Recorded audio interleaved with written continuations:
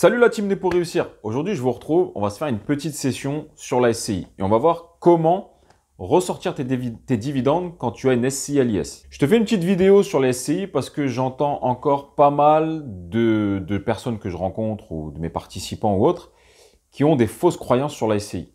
La chose qui revient le plus souvent, c'est je fais une SCI pour payer moins d'impôts.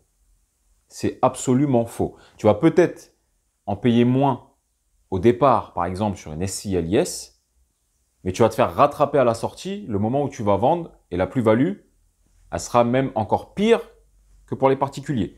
Donc, première chose à savoir, tu ne payes pas moins d'impôts lorsque tu fais une SCI. Une SCI, ça ne sert pas à ça. Encore moins lorsque tu choisis le régime fiscal de l'IR. Là, c'est transparent, tu payes exactement pareil. Lorsque tu es à l'IS, effectivement, tu vas moins en payer, mais tu vas te faire rattraper à la sortie. Une SCI, ça sert à quoi? À ne pas acheter en indivision. Je ne vais pas rentrer dans les détails. Tu sais que si tu es en indivision, ça peut être beaucoup plus problématique.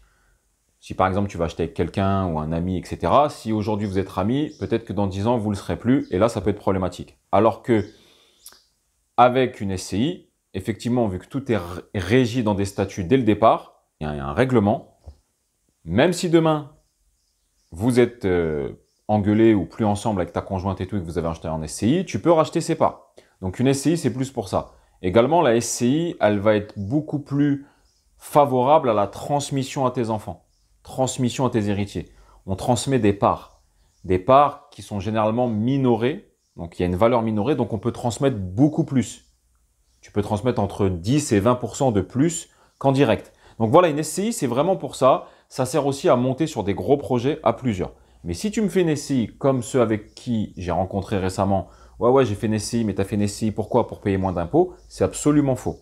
Donc, je vais essayer de te faire un petit comparatif entre les deux, même si on ne va pas trop rentrer dans les détails, je vais essayer de te donner les grandes lignes. Et je vais t'expliquer comment on ressort les dividendes lorsqu'on fait une SCI à l'IS. Donc, avant de commencer à te faire un petit comparatif entre les deux types de SCI, je voudrais que tu saches une chose. Il n'y a pas de solution miracle. Celui qui te dit « fais une SCI à l'IS, c'est beaucoup mieux, tu vas grave économiser », c'est faux, il ne connaît rien. Celui qui te dit, c'est sûr, fais une SCI à l'IR, c'est beaucoup mieux, c'est la solution absolue, pareil, c'est faux, il n'y connaît rien.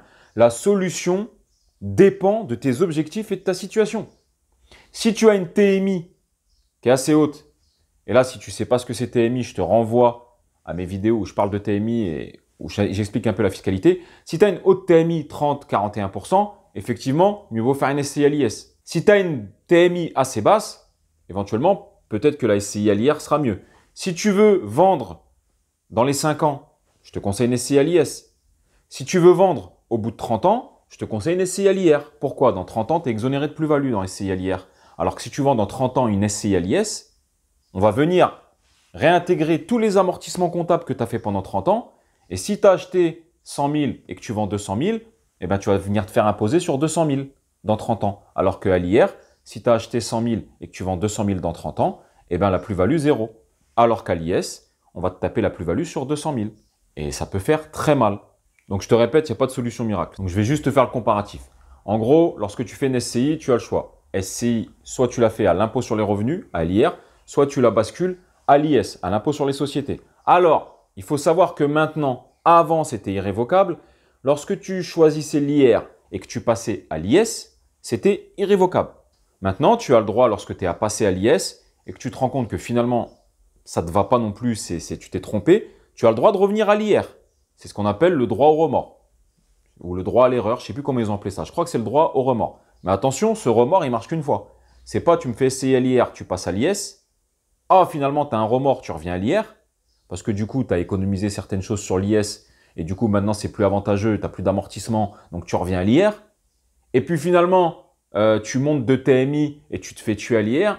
Ah merde, je veux repasser à l'IS. Non, le droit au remords, il marche qu'une fois. Donc, tu as le droit de faire SCI, IR, IS.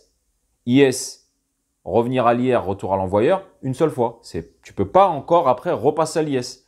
Donc, ils ont fait ce droit. Avant, on n'y avait pas le droit, c'était SCI, IR. Si tu passes à l'IS, fini. Tu ne pouvais plus jamais revenir à l'IR. Donc, c'est plutôt pas mal. Ça peut arriver de faire une erreur. Finalement, tu refais une étude, ta situation personnelle a changé. Tu changes de TMI, tu as des autres objectifs personnels. Tiens, finalement, l'IS, ça ne me va pas. Je comptais vendre assez rapidement. Maintenant, je vais garder le bien sur 30 piges. Finalement, ça ne me va pas. je redescends à l'IR. Donc, je trouve que c'est plutôt honnête ce qu'ils ont fait. Donc, je vais essayer de te faire vite fait deux comparatifs.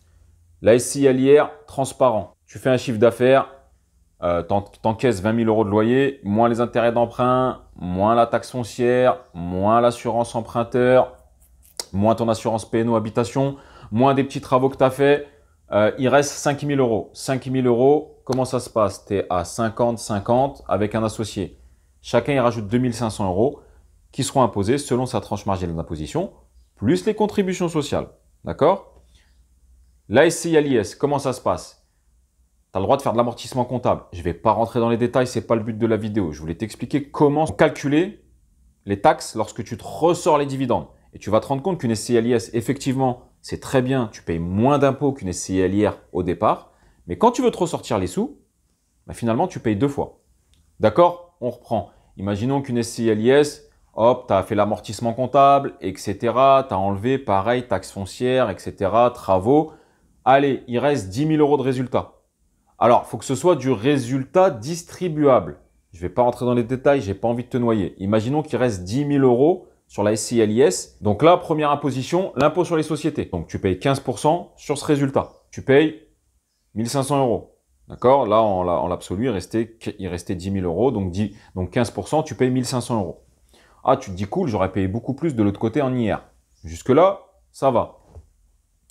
Sauf que maintenant, de l'autre côté, dans l'IR, tu pouvais bénéficier du cash flow. Une fois que tu as payé ton impôt sur ta TMI plus ta CSG, tu peux bénéficier du cash flow.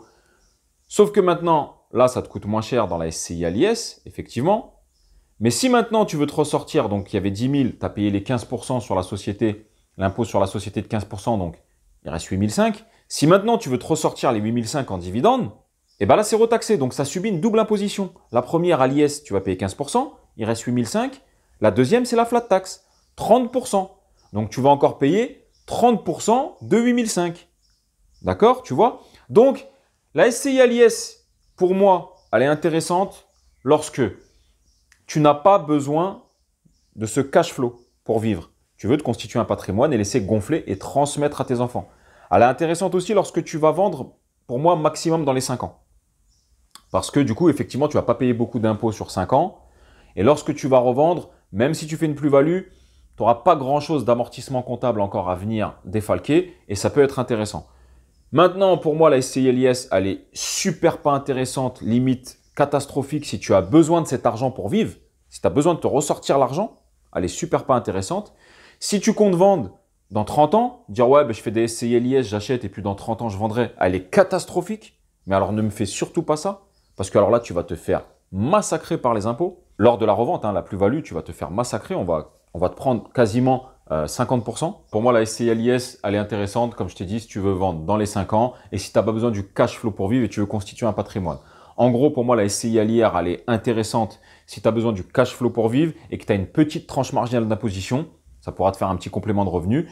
Et si tu comptes revendre à très très long terme, voire à la fin de l'exonération de plus-value, ou alors entre 22 et 30 ans. Là, si tu comptes sur du long terme, pour moi, là, la SCI à l'IR, elle peut être intéressante. Maintenant, très brièvement, ce qu'il faut savoir sur la SCI, un peu plus dur d'avoir des prêts sur 20 et 25 ans. Faisable, mais beaucoup plus dur qu'en tant que particulier.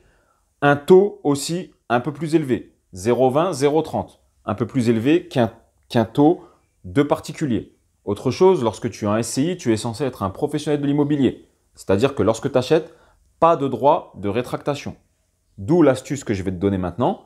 Lorsque tu signes ton compromis et que tu sais que tu vas le faire racheter par une SCI, que tu vas l'acheter en SCI, tu le signes à ton nom propre et tu mets une clause de substitution de rachat par une SCI. Ce qui veut dire que si ce n'est pas toi qui achètes, le compromis est toujours valable si tu donnes à ta SCI. Donc tu achètes en nom propre, comme ça tu disposes du délai de rétractation et tu mets une clause de restitution, une clause de substitution, pardon, pour ta SCI. Donc les agents immobiliers, ils connaissent, c'est pour un petit peu éviter ce non-droit de rétractation lorsqu'on est SCI.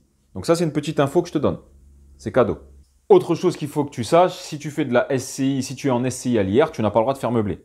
Enfin, il faut que ça représente maximum 10% de ton CA. Mais si c'est pour faire du meublé, tu seras obligatoirement basculé à l'IS. Donc ça, c'est des choses qu'il faut que tu prennes en compte. Voilà, c'était pour te faire un petit comparatif.